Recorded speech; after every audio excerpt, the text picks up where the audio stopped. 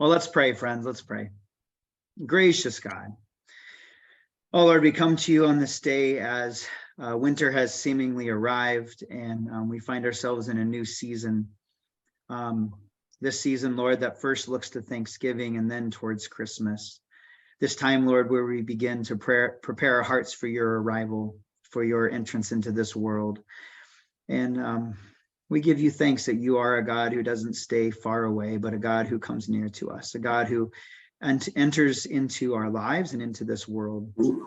And as a congregation, God, we're so grateful for the ways that you come to life through us, the ways you're enfleshed in our hands and our feet. We're so excited about the opportunity you give us with this new facility to be your presence in our community in even bolder and brighter ways. So we ask your blessing on our conversation here tonight, that you would be honored throughout it, Lord. We pray, God, that you would continue to draw our hearts and our minds to you, that you would help us to see what you're doing, to hear what you have to say, and that we would boldly move forward in fulfilling the mission you have for us. So it is with grateful hearts that we give you thanks and we join this time together. In Jesus' name we pray. Amen. Amen. All right. Ooh, and I see that Faith has made it because the slides appeared.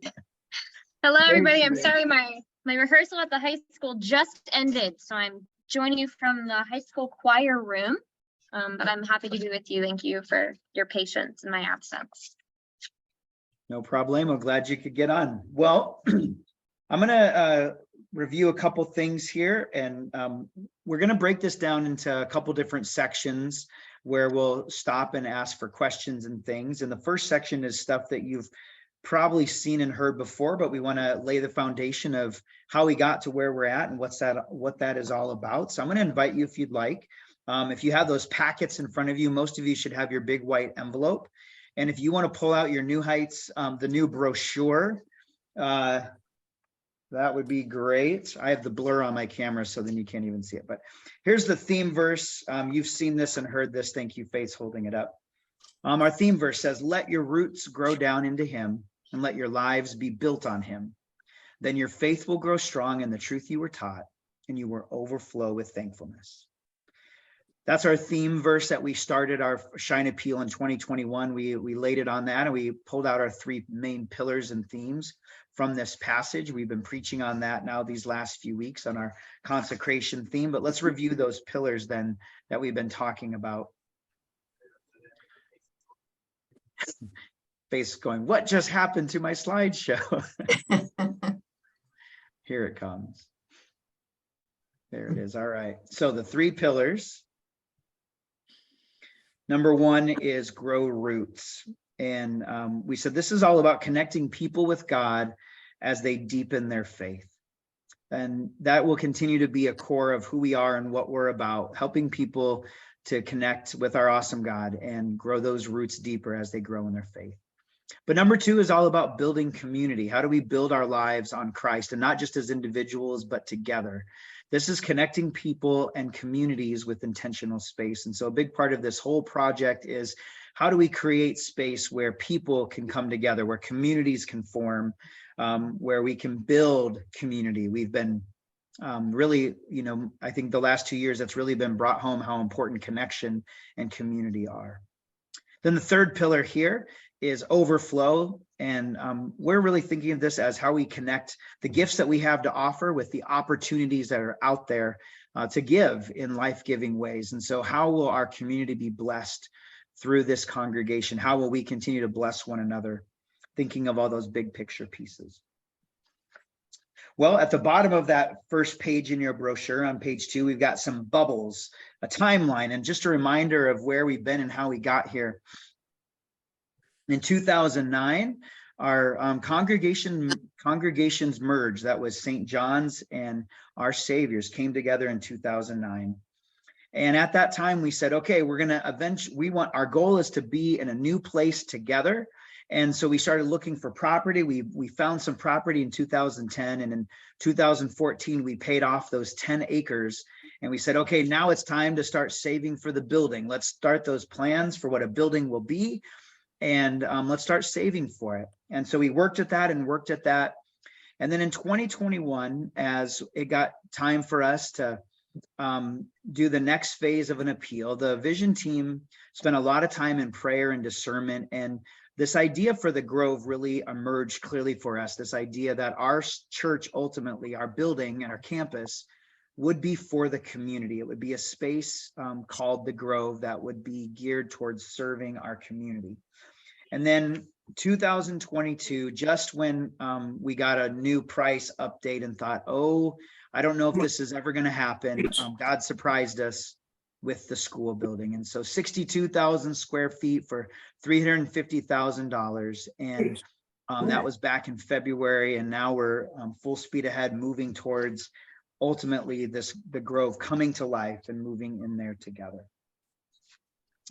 If you want to turn to page 4 and 5 in your brochure, I'll remind you some key things about the Grove and how we got there. So first of all, a reminder to everybody that we are not changing our name. We will continue to be New Heights Lutheran Church. The place and space that we own, our facility, our property, our campus, will be called the Grove. That is the place and space where we worship. That is the place and space that we steward and that we will use to bless the community. But we will not lose our identity as the people of God, known as New Heights Lutheran Church. That will remain. And it's likely that both on and throughout the building, you'll see both of those names on different places. So just to make sure we all hear, we're not changing our identity as a faith community. But also with the Grove, we wanted to really bring to life the idea for our community that this space is for them. It's not just our church that they're welcome to come to, but this is a community space that we're all sharing together. And in order to really help people understand that, we needed to have this neutral name and space. We've also been thinking about how we share this place with people that belong to other churches. And, you know, for many of us, it's probably not a second thought to attend an event at another church. My family's enjoyed over the years going to the live nativity that Midlands put on. And, you know, maybe you've participated in things that other churches have done, but we hear all the time from people that they're concerned if they belong to another church, if they come to ours, maybe they're somehow shortchanging their own faith community. So this is another way of saying this isn't just for Lutherans, this is for everybody. We can all do this together. What we've said for a while now, some key things about our building, that our facility would be safe, it would be a central gathering place, it would be a welcome place and a sacred place. Those continue to be key factors and themes of what we're trying to do. This is really about bringing people together in really important and special ways. And then you've also seen our guiding principles, and those are there on page 4 in your brochure. And what I love is, as the Grove came to life with the school, we really see that these things come even more into play. A reminder that this building is not ours, it's God's. That it is a community resource, first and foremost, that it's flexible. Our spaces will be designed to be used for multiple uses. There will also be sacred space. Right now, we're planning for our building to have not only a worship space, but also a prayer room or kind of chapel kind of space. Outdoors, we might have a prayer labyrinth and some things like that as well. But also adaptable. This building, we're not going to remodel the whole thing and say, here it is, we're done. We plan for this to be something that can be adaptable as time goes on and more opportunities come forward. So again, I hope those are all things that you've seen and heard. One more thing that we've shared with you before is our mission and values for the Grove. And I'm not going to go through the whole list, but you have seen these as we talk about the Grove being a place and space where people gather, connect, and thrive. And then some of those core ideas under those, that this is all about connecting with the community and helping people to grow and thrive. So all those pieces there. So I'm going to kind of turn this over to Faith for a moment to talk about some of the next steps, and then we'll take questions here in just a couple of minutes. So Faith, go ahead. So that's kind of our background of how we got to 2022. Once we got additional work, just went from 14,000. Can you hear me? You're cutting in and out a little bit, at least on my end. You're back. Back? Okay. Our shell went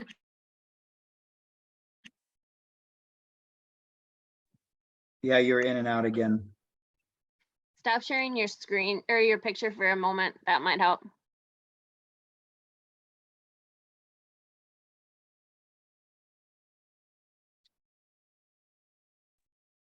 We see you. So We hear you. sorry. Go. No, that's My okay. Zoom- Go. My Zoom continues to crash. Okay. This is the third time it's happened, so I apologize. So we talked about our shell and how we went from kind of this new idea of this new building to now this space that we have as is, right? And so we did these brainstorming sessions this spring to understand more about what ministry there might be as we grow into the growth. And so with that, we kind of found 6 different outcomes, and these were from 10 different gathering sessions that happened with just over 130 people attended between New Heights, our community leaders, and our community members. And the 6 categories that kind of came up that are listed in your pamphlet were wellness, recreation, thinking about, sports and athletics, about fitness programming, gathering and reservable space. So thinking about medium size, large size, small size spaces that people can gather and reserve for different events and reasons. Essential needs resources. So that included like food programming, transportation programming, clothing programming, all those kinds of essential needs pieces. We found youth and childcare programming. So thinking about after school programs, childcare, activities for teens, those kinds of things. We saw community education courses. So those were more like ongoing life skills things, thinking about nature things or historical presentations or finance classes or computer classes, right? A really big span there. And then we found community housing as a category. So thinking of temporary housing and senior housing and camps and overnights, retreats, those kinds of things. So we found these 6 categories. And then our vision team took all of the information in all those categories and tried to find out things that we could implement sooner rather than later. You should have access to them, Pastor Rob, I can do right now. And so the vision team found some focus areas to emphasize right away that we want to implement. And then we also found some things that were like, this would be amazing, but maybe 5 years down the road. So some of those pieces that we found. Do you want me to try and share screen again, Rob? Are you gonna grab it? I could try. I actually brought it up. I think you'll be fine if you share your screen. If you shut your camera off, that might be the trick. Okay. Goodbye, everybody. I love your faces. This is mine.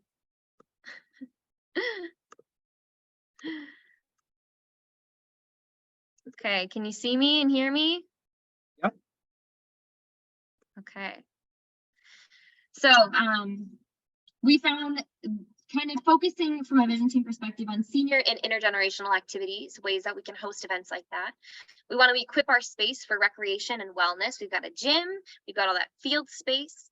We talked about creative spaces and programming, so the opportunity to host art classes or painting nights. This also includes our fiber arts group, right? Our knitters, crocheters. We thought life skills was a natural expansion. We already do financial peace and the marriage course. How can we continue to embrace that kind of programming in an ongoing way? And then we found meeting and gathering space. We've got all this space. I think we can include that one, they said. So these were things that we wanted to include and implement sooner rather than later. And then you'll see below that some of those pieces that we said in the next 5 years, it would be awesome to consider expanding into these other spaces with more research and time. Now, what I do want you to hear along with this pieces is that these are all opportunities to grow and expand. This is nothing about not continuing what we're already doing. So this is next to the growth and opportunity for Family Faith Night. This is along with the growth and opportunity for Heights Unlimited. This is along with all those great ministries that are happening. But if we're thinking about planning for the future, we needed to do this work to know what we were thinking about or growing into moving forward. So out of this, we also had an incredible amount of collaboration happen. And so here is a list of some local partners. We've got over 16 different collaborative relationships that are either being strengthened or brand new starting this year out of these brainstorming sessions. So our Heights Unlimited relationship has grown. Obviously, they're a part of us, but now they're going to be in our space, and they officially voted to move into that space with us this year. JFF is Joining Forces for Families. That's the Dane County social worker, and PCAVA is the Dane County alcohol and drug abuse programming. They're really excited about this new kind of resource hub idea, and we'll have offices in our space. If you've been to the Grove, you know that the gymnastics group is actually already moved in there. They have a lease with us through May 31st of 2023. So that's been a really fruitful piece there. We've heard from local sports leagues. This is, you know, Wisconsin Heights baseball, pickleball. If you like pickleball, let me tell you, we have heard you will have space. We will make sure there is a pickleball opportunity at the Grove. We've also heard basketball groups and some volleyball groups have already approached us. We're looking at land stewardship, which we'll hear a little bit about later, but we're already developing deeper relationships with the Wolf Run Association, Gateway to the Driftless. And is our consultant. So he's helping us with all of our village relationships, making sure we're checking all our boxes, but he's also helping from a grant, research and application piece. And then we've been on a lot of different boards, a lot of different organization meetings. The school district, obviously from the sale, has been really fruitful. And in fact, the name The Grove has opened up some awesome new collaboration because it's less about them partnering with a church and more about them partnering with a community center and venue. So that's been really cool to see that develop. And then some local healthcare and senior service pieces as well. So these are just some of the ones we wanted to list for you. What I do want to highlight is that a lot of the most fruitful relationships so far have come from the whispers of all of you to other community members and groups that have come back and said, hey, I heard about the Grove. I heard you're supposed to, who I'm supposed to talk to.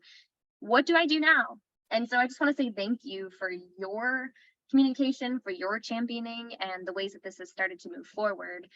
It's incredible the type of relationship building and partnership that's already being established just since this last March.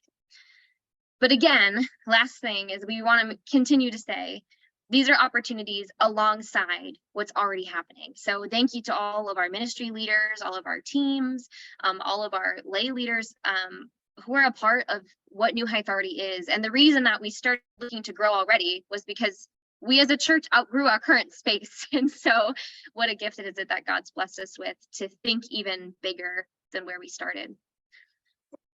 So those are kind of the beginning. We wanted to quick cover a background. And are there any pieces of this that you have questions about or you want to kind of think about? Hopefully you've heard a lot of this before, but we wanted to get us all on the first same page to start our time tonight. So any questions?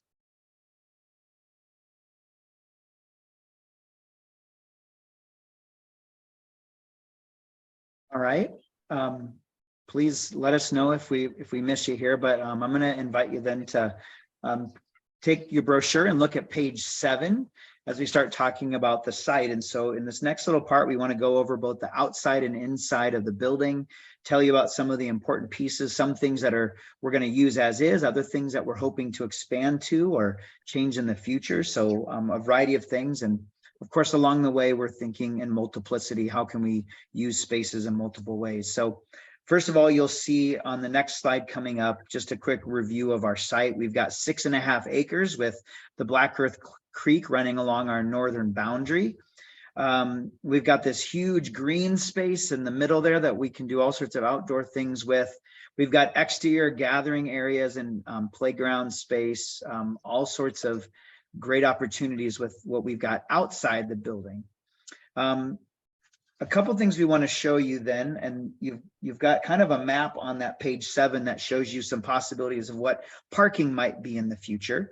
So let me show you a few things that we're thinking about. In terms of the parking, one possibility is to build kind of this wraparound on the north and east side. And so if follow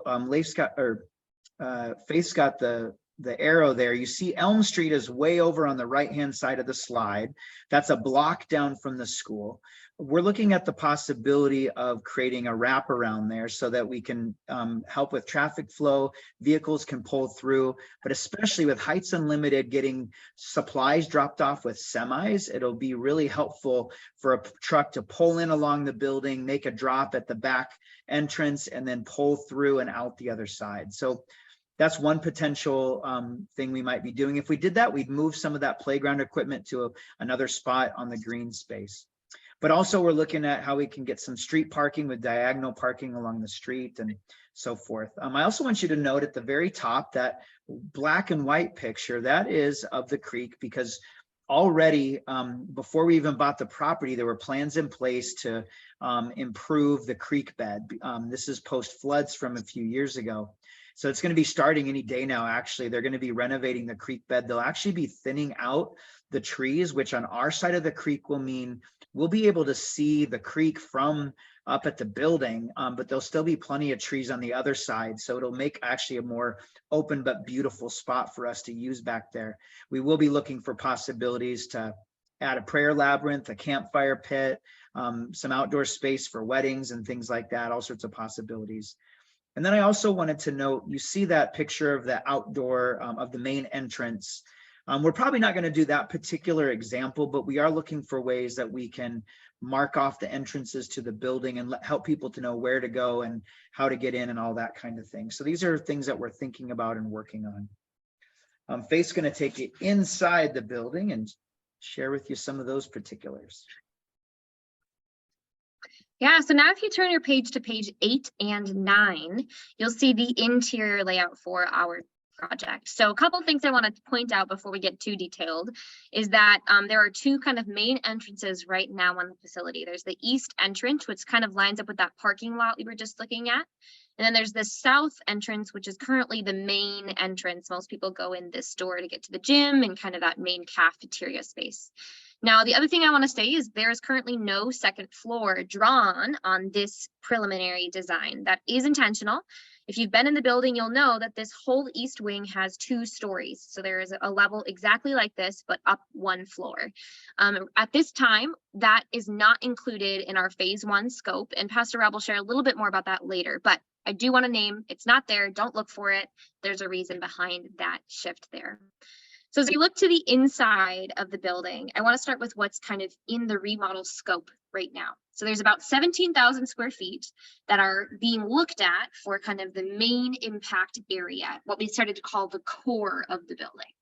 So a couple pieces here. One, you'll notice the kitchen. Everything that's being edited or looked at is in white on the map. And this green. Version has, or green, there you go. This version has the cafeteria and the kitchen moved. I can tell you based on recent conversations, it's less likely that this kitchen transition will happen just from a stewardship perspective, but in the preliminary design that we have here, that's what we started from. The worship center here is in the center of the building, and this takes the library and chops some of it in pieces to create a more central and smaller worship space. This seats about 300 people right now. Our current worship center seats about 190. So just to give you some perspective there. D then is our gathering space. So one thing you'll also notice is there isn't really any quote unquote like neutral or third space in the building. It's all very separated. So by opening this up, we create kind of that fellowshipping, natural kind of stopping place for people to figure out where they want to go next, but a neutral gathering space before entering into the worship or heading to another area of the building. Then on the top here, we've got the H section. This is what we call the community rooms or additional classroom space. These are medium-sized rooms that are kind of more intentional for small groups or Bible studies, organizational meetings for the local nonprofit groups we're talking with. And this also includes a green room that's kind of like the instrumental warm-up space. Right now, you'll notice we've got a really big gap between worships, and that's because we've got a band that has to transition in the middle. So the goal of that would be to have less transition time. And then I is our offices. So there's no offices currently in the building other than the principal's office and the admin desk. So this is kind of an intentional space for our staff to be. And then the last piece I want to point to is E, which is our chapel or prayer room. So that's that intimate kind of intentionally contemplative space we mentioned in our sacred place discussion earlier. That's that chapel space there. So this is what's in the core of the building right now on this design. Now, what I do want to share is we had our architects on site last week, Wednesday, and they're from Utah. So it was a big trip for them to get here. We got our architects and our contractors in the building at the same time. And I do want to share that there's some things about this preliminary design emphasize the word preliminary, that might be shifting moving forward. So there's some things to be looked at, but all of the pieces here, all of these uses are still the goal. It's just about how they kind of all fit together. That might shift a little bit in the coming weeks. So that's kind of the interior of the building, that core that's in the remodel. So what's staying then are those big blue or gray pieces. So first of all, the gymnasium. Gym is in great shape. Groups are ready to be in there as soon as possible. We're excited to utilize that as a recreation space right away.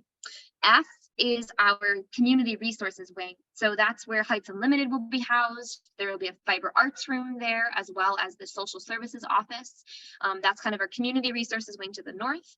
And then to the south will be our youth and children's wing. So this is looking at family faith night classrooms, where people cannot be really that youth emphasis. And then J, which is not listed on your pamphlet, we missed it in our print here, but J is that gray rectangle on the southeast corner. That would be our nursery space. So that's right, you'll notice it's really close to the worship center. It's already got a bathroom. There's some great things already in there. So we're excited to utilize that as is. And then as I mentioned before, no second floor in this design to really keep us consolidated and in one area for this first phase.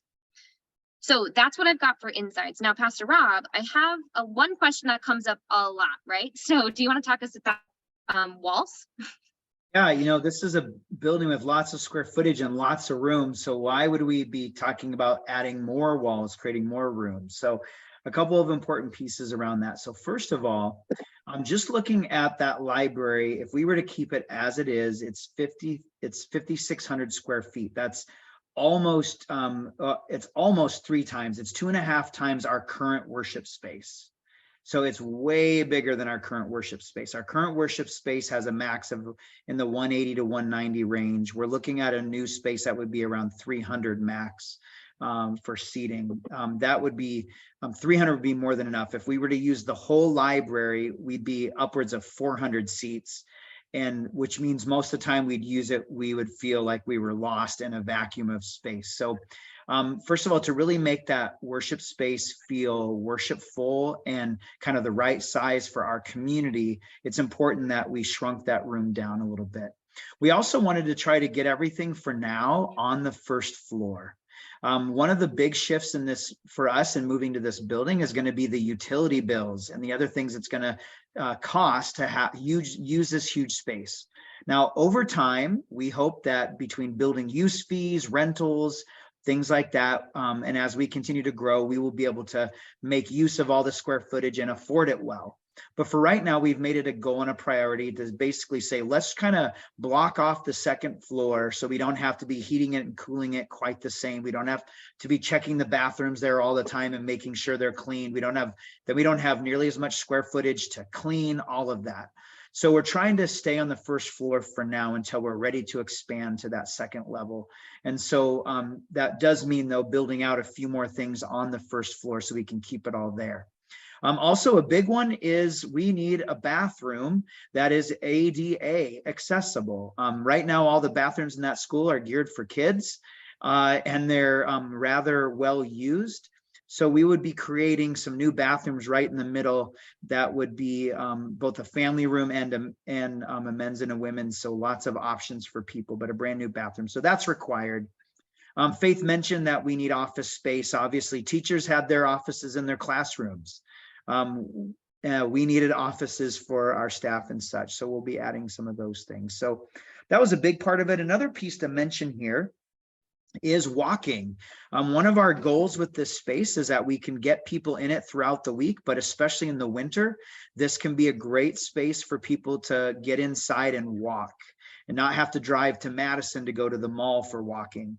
And so with that extra hallway on the north side, we can create a loop that will make a great kind of walking track for people to circle through the building. And it's my dream that on any given weekday, you'd have groups of people meeting up to walk, to have coffee, to play cards, all those kinds of things, especially the retired folks in our community or those who aren't working outside the home can have a place to get together with their friends and connect. So that's a lot of the reason there. I think, Faith, was there anything you wanted to tag on to that? I'm wondering, Pastor Rob, another question that comes up a lot is talking about windows in the worship center.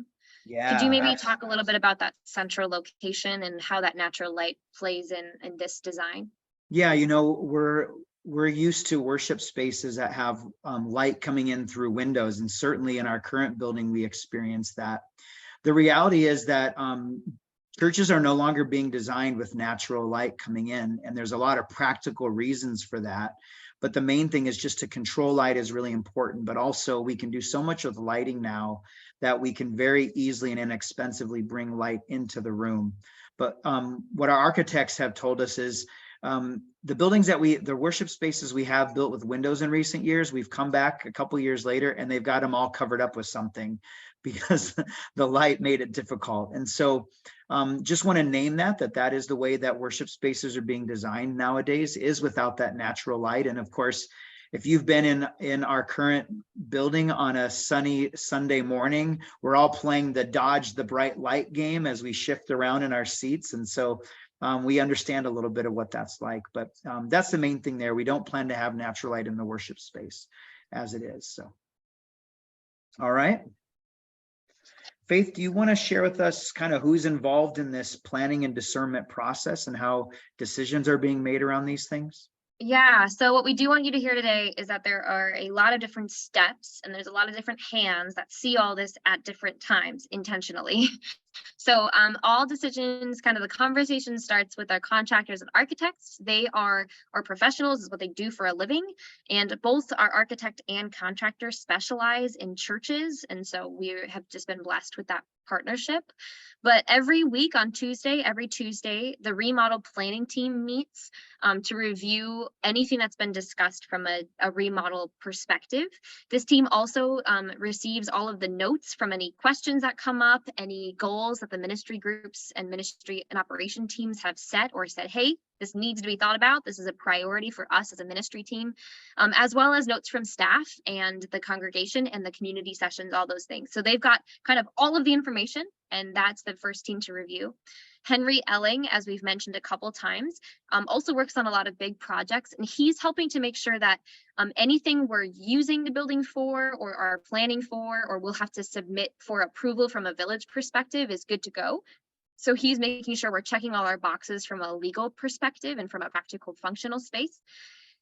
Any big decisions go to the vision team. So vision team has to approve any use shifts or big changes in kind of layout or approach, as well as look and aesthetic and feel, all those things.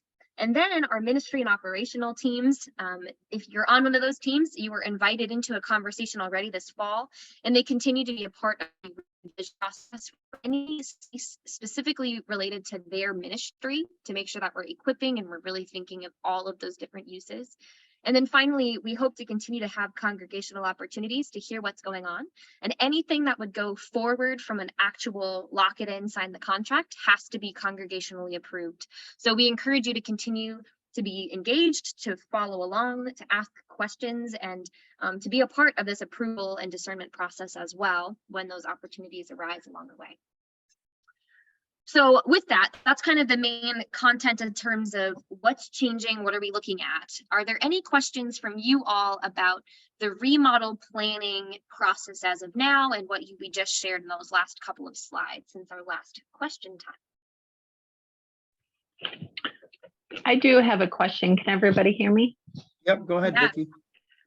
Because I got headphones on, so I sound a little funny. Excuse me. So maybe I missed this because I'm listening and reading and looking at all the beautiful slides.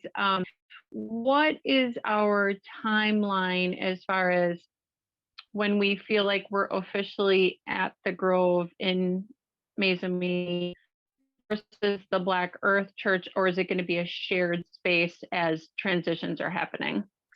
It's a great question, Vicki. So I'm gonna stop sharing so I can like look at you, if that's okay. So our timeline right now, we're in the detailed design phase. So we're taking all these preliminary pieces and we're saying, okay, how does that actually happen? What are the pieces that have to change to make that work? This January, February, we're hoping that we will be in the space where we can get approval for permitting on those pieces. So that's approval from the village, getting contractors that have lined up, kind of making that permitting process. And then we're hoping by this spring, we will be able to start our remodel piece. So actually touching and changing that interior area. With that in mind, it would be summer-ish would be our kind of congregational transition, move in, get settled, figure out how we work and how we all flow in there, with a kind of a hard program launch, if you will, in that fall time. So we get settled, figure out where everybody is, take some time to do those changes, and then really hit, you know, family faith night and all that fall invitation, starting in fall of 23. So that's kind of the timeline right now. Now, I will say that's also a very temporary timeline, because we look at construction costs and we look at lead times on materials, and some of that is just out of our control. So we pray that that's what happens, but that's what we're looking at right now, Vicki. Absolutely. Thank you so much. Yeah.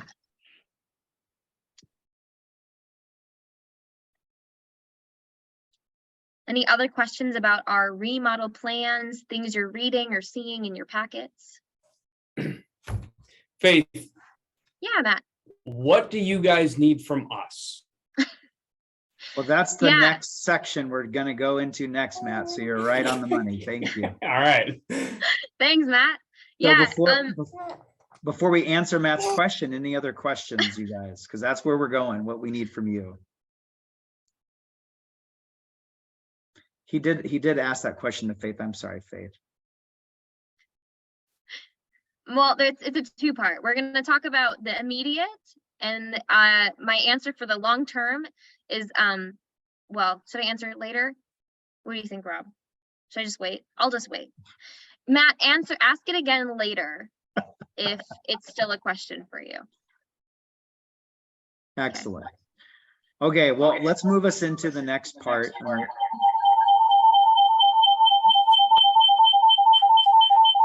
Chelsea, we're getting you coming through there.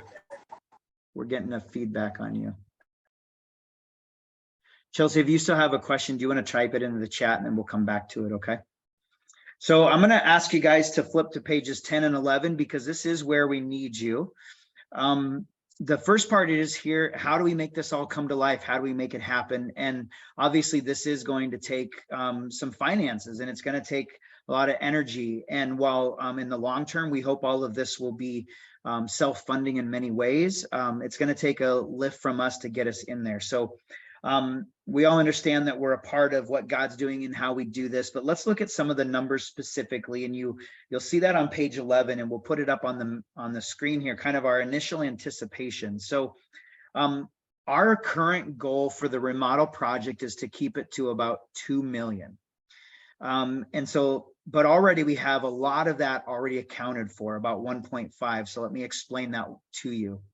So the blue is the dollars we already kind of know about that are coming. So we've got 270 in the building fund. We're going to be bringing in 300,000 from the property sale. That will be happening just in about a week from now.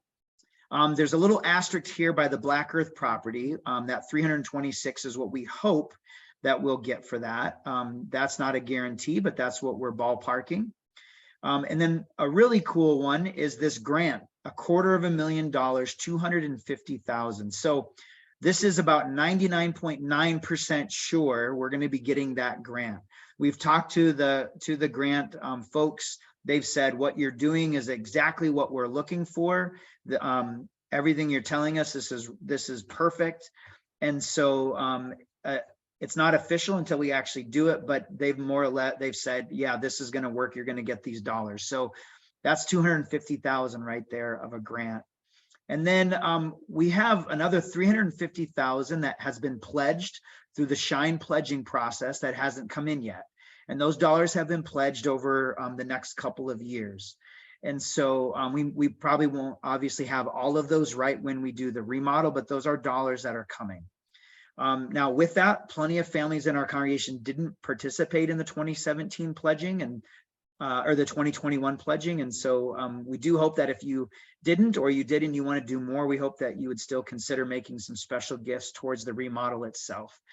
But putting all those numbers together, that leaves us with about 500,000 yet to be financed. So that can happen in a lot of ways. That can happen with new pledges that we haven't received before.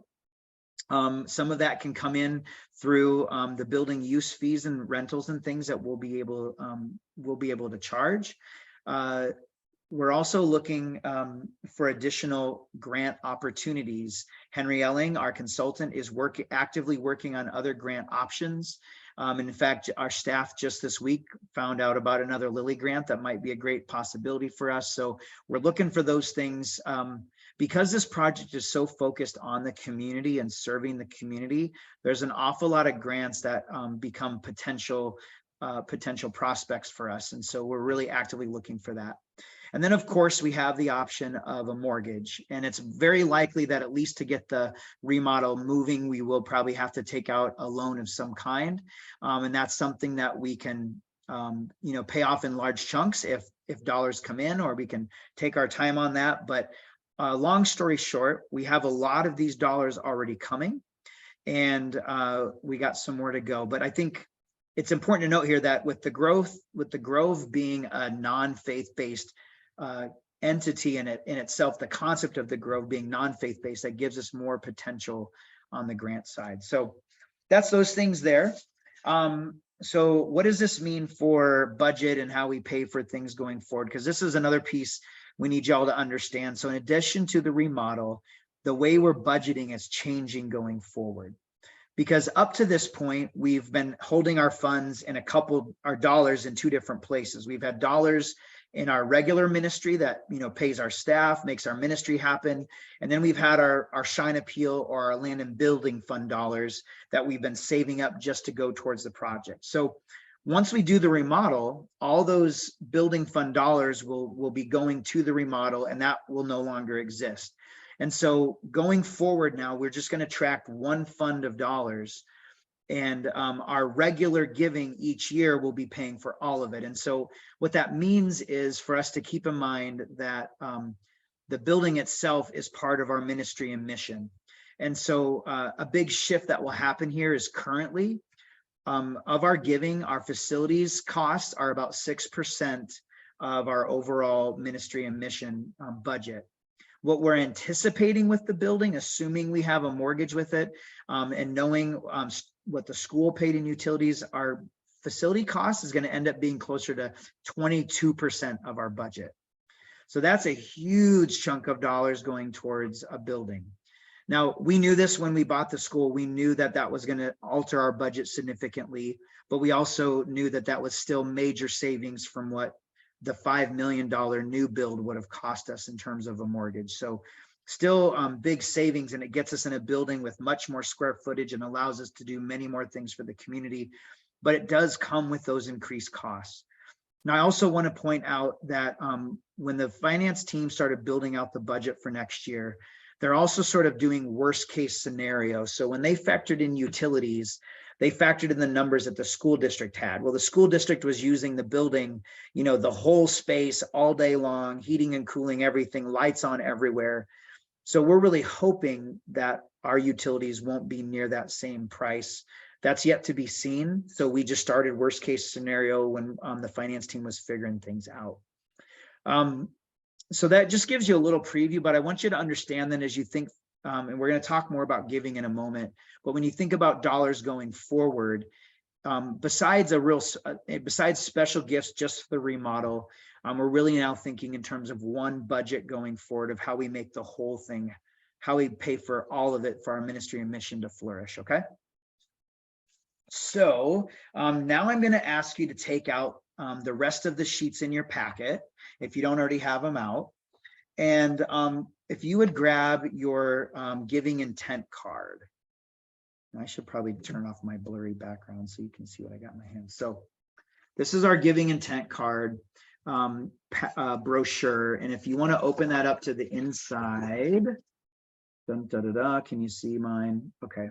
We want to kind of talk about what the dollars are like here and what's going on. So first of all, if you were somebody who made a pledge to Shine in 2021, I want you to notice the very bottom of this sheet asks you about that. And it says, We want you to mark one of these. We plan to fulfill our Shine 2021 pledge. And then the other option is we would like to be contacted regarding our pledge. What I want you to know about that is we're assuming people are still planning to fulfill those pledges. We don't want you to include those pledges in the dollars that you put on this giving intent card. We're already planning for those separately. Okay. So I just want to draw your attention there, but we're not going to add those into that number on here, into the overall number. So as you look at this giving card, let's go to the top now. Please put your names at the top. And then step one is donation. How much do you plan to give each time you give? And then you mark, well, we're going to give that amount weekly, we're going to give that amount monthly, or we're going to give it in one lump sum. If you're giving it in a lump sum, would you please tell us what month you hope to do that? We have a number of people who take a distribution from the retirement and they give it all at one time. It really helps us to know when to plan for that rather than dividing it out over the year. And so let us know if you know ahead of time what that would look like for you. But as you think about that, this is really, again, your regular ongoing gift to God through the church. And you're thinking about how God is calling and inviting you and your family to give. I want to say a little bit more about that here in a moment, but I want to tell you what those other steps are. So step two is a special gift. If you want to make a gift just directly towards the remodel, we'd love to get that before January 31st. So, we know what kind of loan we do or don't have to take out. So if you want to give an over and above special gift towards the remodel by January 31st, would you mark that specific gift on that step 2 line? That would be great.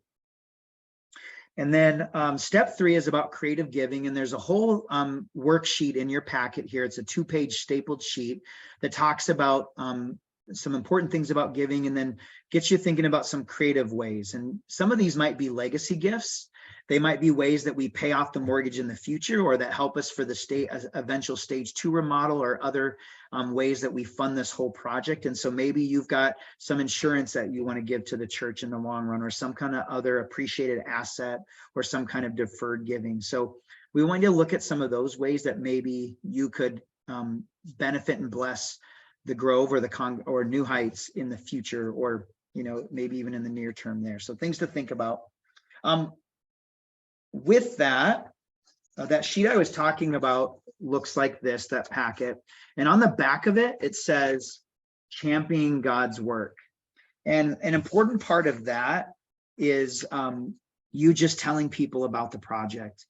Don't be afraid to bring this up to other people, whether they're part of New Heights or not. Say, hey, have you heard what we're doing? I'm so excited to be a part of it. Let people know why you're excited about what's happening here and the ways that the community can be involved. We need our people to be championing this project and inviting people to be a part of it. We do plan to invite the community to also contribute in ways if they would like to. We're going to be planning a community event or two to get the community in the building and see how the community wants to participate. I want to draw your attention then to one last thing. And if you participated in worship this Sunday, you've already heard some of this, so you'll hear it again. But we've got this worksheet in here. It's got 2 parts to it. And so this is a way I just want to challenge you to think about your regular giving to the congregation. The bottom half of this worksheet lets us think about our giving in terms of percentage. So what is your weekly income and what is your weekly gift? And how is that a function of a percentage of your income? What we talk about at New Heights is the Bible suggests 10% of our income to tithe to God is a great starting place. Many of you have heard me say before that Anna and I have been tithing. We began tithing when we first got married. We built our budget with tithing as our starting point. We're now at 11.5% of our income is what we give to the church, what we give to God through the church. And then we give to the Shine Appeal over and above that. We give another $2,000 a year to the Shine Appeal.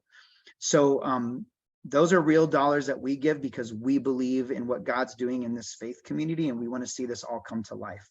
So take a look at your percentage. Every family's in a different place. You're in a different stage of life. You know what your family can do, but we want to challenge you to really pray about that and see if this is a year that you can move up a percentage or two. And the same thing with the stair steps. The stair steps are meant to show kind of how many households in our church give how much per week. And as you can see, as you kind of go up the ladder, the number of homes on those steps gets smaller and smaller. I will say I compared this to 3 years ago, and we keep having households move up the ladder. It's really fun to see as our people keep growing in their generosity. But maybe this is a year you could move up a step or two on the stairs. So think of it in percentage, think of it in stair steps. But we need our people to give.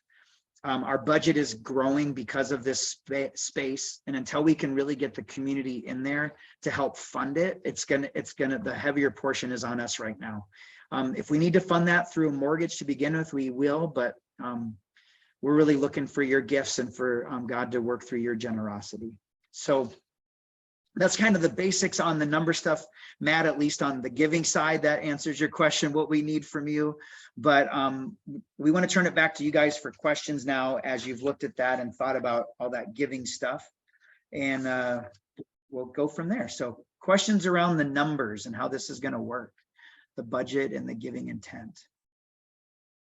Katrina's got a hand up. Katrina, go ahead. I actually didn't mean to do that, so I'm all good. Sorry. Well, put that hand back down, Yeah. Mike. Chelsea All right. has a question in the chat, Pastor Rob. She said, when you guys look at those numbers, are you working off of gross income or net income, aka take home pay? Well, that's always the most famous question, isn't it?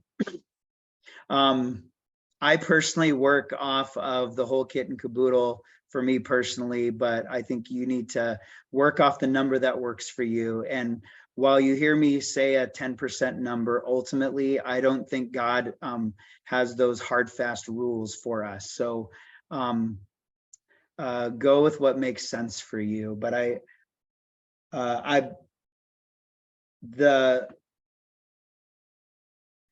I think the traditional way of looking at it is saying, okay, here's my income. This percent of my income goes to Uncle Sam.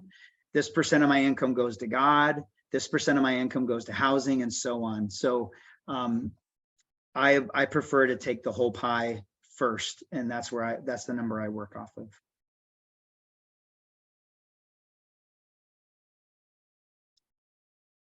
Questions around how the budgeting works, or anything else around the funding side of this?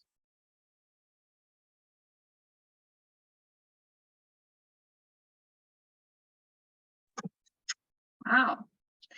Well, I will say, Maren. go ahead, Maren. Maren's raising a hand. We'll give you a minute. Let me see if I can unmute you, Maren. Hold on, you're muted. I think you're going to have to push the button. We go. There you go. All right. Remarkably, it worked. So if in the past we have been filling out envelopes where we had regular and then the shine or the building fund as is, we're now just going to write all of that into one, or is the shine still separate?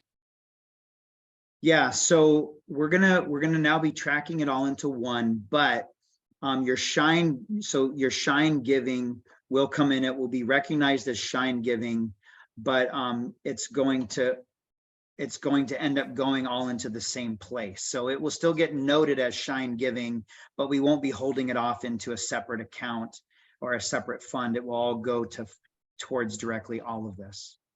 Is that Okay. So in other words, basically you're still writing the same thing on the envelope. If we use those. Yes. Yeah. If you're fulfilling a shine pledge, you should write that on there. So, so we track it for you that way. Yeah. Okay. All right. Thank you.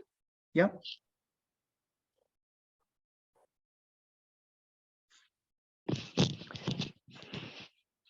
Vicky, you want to chime in with something? Yeah, I just want to refresh my own memory, just because, everything COVID related is very foggy at this point. 2021, that was a 3-year commitment, correct? So your 2021 Shine pledge depended on what you chose. So instead of saying everybody's making a 3-year pledge, we gave some more options as to how people wanted to commit themselves. Okay. Now, if in a couple weeks ago, you should have received with this kind of consecration letter, there, those that had Shine pledges also had a giving statement specifically for Shine. And Yes. Jessica wrote on there what your specific family or household Shine pledge was, so you can at least review what the timeline you chose was and how much that is. So if you have questions there, that should be written, but it's different per household this time, Vicki. Thank you. Yeah. So this might be an ignorant question. What are the steps at the top of this sheet? What are the numbers within the actual staircase mean? Yeah, so if you can read the fine print, it's the amount given per week. So actually that top step, there's 4 households, and actually this is 2021 giving data, 4 households that gave, that's basically 10,000 or more to the church that year. Okay. That next step down was 6. That number is 7,500 or more. 6 households were between 7,500 and 10,000. So yeah, those, and so yeah, you can do the math on those, you can multiply the numbers out, but that's what those big numbers come out to. And not a stupid question at all, Matt, not at all. It's actually the first time and all the other meetings have actually said those numbers for people. So now I know that maybe it was a question people were asking. So thank you.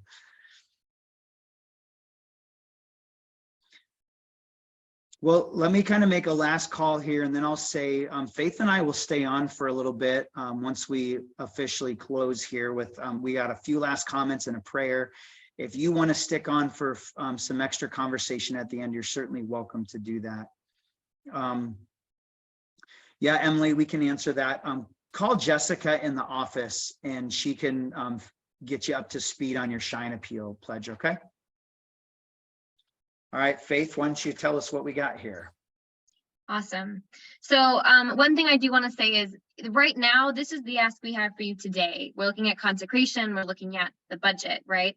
To answer Matt's question about other pieces, of course, throughout this project, there are so many ways, just like our offering prayer says every week, right? Like we give ourselves, our time, and our possessions. And so as we move forward in the remodel process, there will be opportunities to help in a physical way, to help with giving time to community involvement or events. And so this is the ask today, but there will continue to be different ways to get involved moving forward. And so just to know, like, you're not all going to be on the sidelines the whole time, right? This is a very involved process. So moving after today, this is what we were hoping is, first of all, please review the packet and all of the information in there. We did a basic overview of everything, so you should have a concept or a background and all that's in there, but please take the time to read it, to pray about it, to talk with your families or friends about that, what's in there. Second, let us know if anything comes up, any questions or conversations you want to have regarding anything in there. Please come to us, share with us. We're happy to spend time with you and see if there's missing pieces for us or if we can fill in missing pieces there. Third, please prayerfully consider this. We never want any of these asks to feel like a knee-jerk reaction or like something that you were pressured into. This is about your relationship with Christ and the ways that you're called to give to this ministry. And so know that we hope you will take some time to process and think and be in conversation with God about all of these pieces. And then the next thing is to take a look at that giving intent card and consider what you want to pledge for 2023. We also know, as your card states, that this might change in 2023, right? You may pledge right now and then something may happen. You say, oh, I actually want to increase it, or actually I can't quite make that. These are always flexible, but this is to help us plan for what's to come. And then if you could get us to these, get these to us by Sunday, this Sunday, November 20th, that's awesome. If you can get it to us before, even better. If you can't get it to us by Sunday, please still turn one in, but that is your goal, is for Sunday, this Sunday as consecration. We'll pray over all these together and lift them up to God as we look forward to what 2023 has in store for us. So those are your action steps from today's call. All right, let me wrap us up here with some scripture and a prayer. This theme verse we've had since the beginning, since this last February when the school came available. You may remember our staff went to Florida. It was the theme verse of that conference, and it just felt like it was just right exactly what was going on in our church. From Ephesians chapter 3, it says, God can do anything, far more than you could ever imagine or guess or request in your wildest dreams. He does it not by pushing us around, but by working within us, his spirit deeply and gently within us. And for me with that, it's a reminder that this, as Faith was saying, this isn't a guilt trip or a pressure thing. You give what you can give. We do not treat mission partners differently, whether they give more or less, or, your situation is your situation, and just know you're always welcomed and loved and appreciated. So do what you can. It makes a difference. But at the end of the day, it's God's spirit moving in us. It's God's spirit working in this whole congregation. And it's been amazing to see what's happened here to get us to this place. And I can't wait to see in these years to come as we move into the Grove and love our community in even bigger ways. It's pretty exciting. So thank you for all your support, your generosity, your love, and most importantly, your prayers. It's all appreciated. So with that, my friends, go in peace and serve the Lord. Thanks be to God. Have a great night. If you want to stay on for a few questions, no problem. But otherwise, God be with you. Thank you. God be with you. You're welcome, Chelsea. You're welcome, Vicky.